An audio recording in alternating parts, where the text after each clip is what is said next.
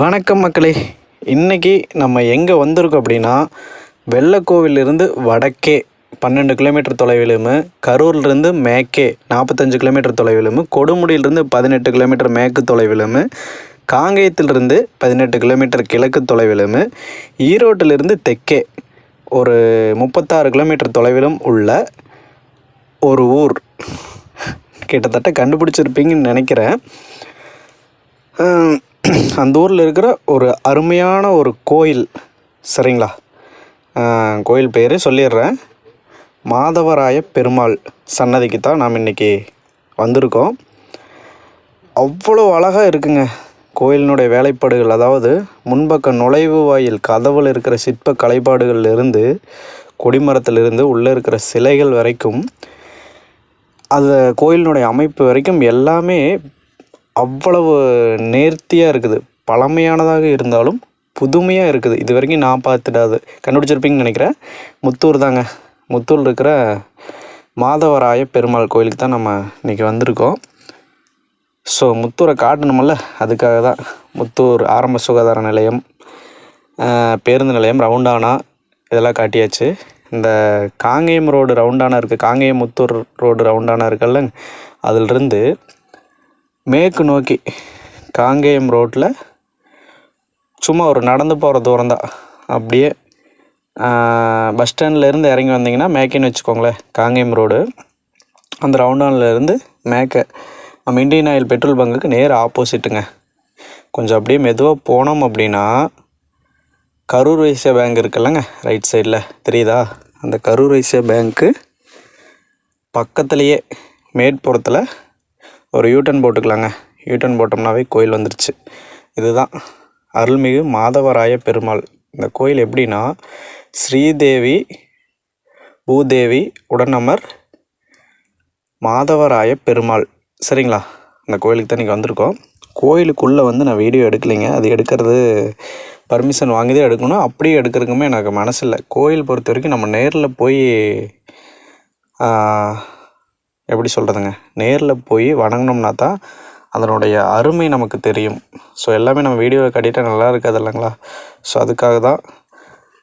இந்த கோயிலில் பார்த்திங்கன்னா மூலவராக நம்ம மாதவராய பெருமாள், ஸ்ரீதேவி பூதேவி சமேத அருள்மிகு மாதவராய பெருமாள் அப்படிங்கிற இதுதான் மூலவராக இருக்காங்க.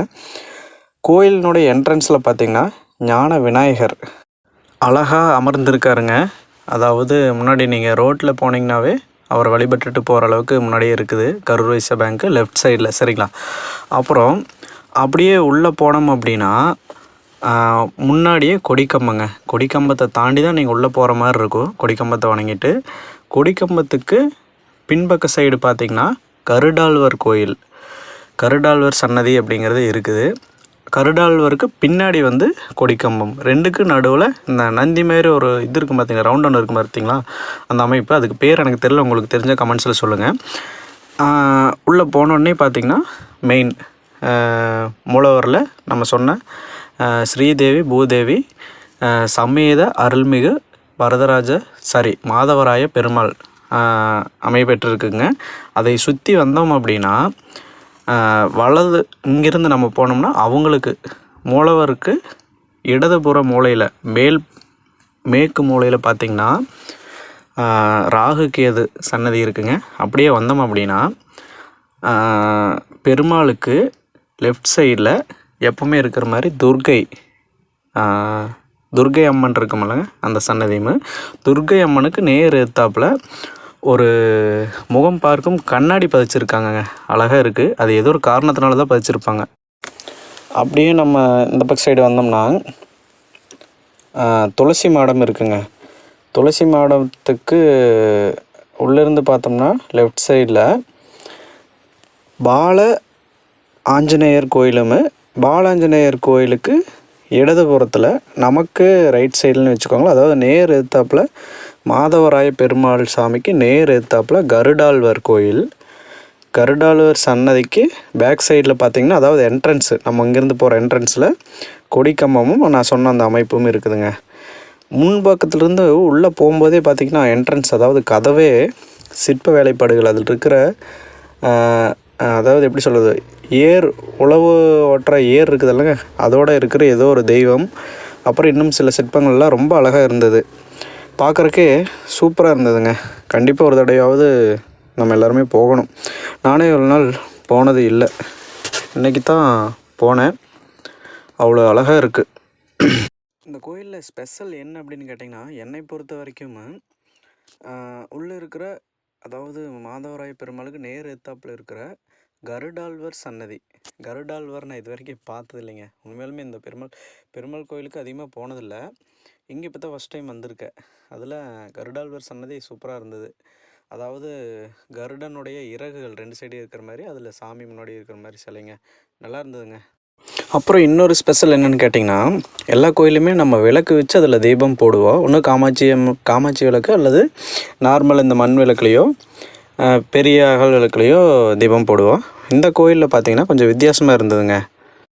அதாவது விளக்கு வந்து எரிஞ்சிக்கிட்டே தான் இருக்குதுங்க, திரி போட்டு. அந்த விளக்கு எப்படி அப்படின்னா, முருகனுடைய வேல் இருக்குல்லங்க, அந்த மாதிரி இந்த தீபார்த்தனை தட்டுலேயே வேல் மாதிரி ஒரு அமைப்பு. அந்த வேலினுடைய நுனியில் வந்து தீபம், அதாவது திரி போட்டு அதில் எண்ணெய் இருக்குது, அதில் தீபம் எரிஞ்சிக்கிட்டு இருக்குதுங்க. அவ்வளோ அழகாக இருந்தது எல்லாமே. ஸோ அதுக்கு தான் இந்த வீடியோ போடல அப்படின்னு சொல்லி திடீர்னு ஒரு ஐடியா. ஸோ திடீர்னு எடுத்ததை உங்களுக்கு வீடியோவை அப்லோட் பண்ணியாச்சு. எடிட்டிங்கெல்லாம் ஒன்றும் பெருசாக பண்ணலைங்க.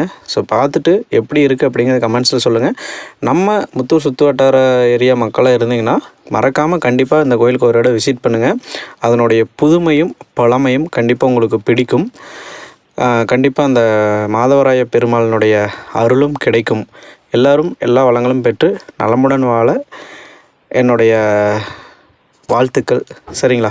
மீண்டும் நல்லதொரு காணொளியில் சந்திப்போம் மக்களே. டாட்டா, பாய் பாய்.